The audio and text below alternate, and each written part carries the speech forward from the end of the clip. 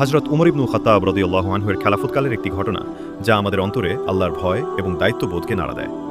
এক রাতে আমিরুল মুমিনিন হযরত উমর রাদিয়াল্লাহু আনহু জনগণের অবস্থা দেখার জন্য মদিনার গলিতে গলিতে ঘুরছিলেন।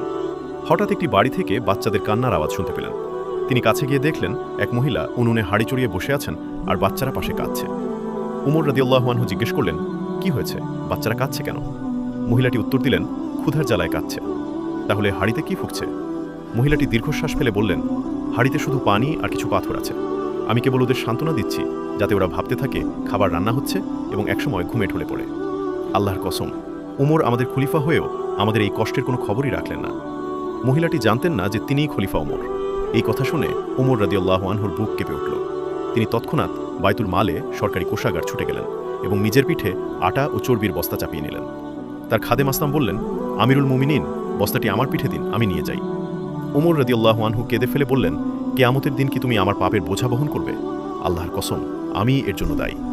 তিনি নিজেই সেই ভারী বস্তা বহন করে মহিলার বাড়িতে নিয়ে গেলেন, নিজ হাতে আগুন জ্বালিয়ে খাবার রান্না করে বাচ্চাদের খাওয়ালেন। বাচ্চাদের মুখে হাসি না দেখা পর্যন্ত তিনি সেখান থেকে বিদায় নেননি।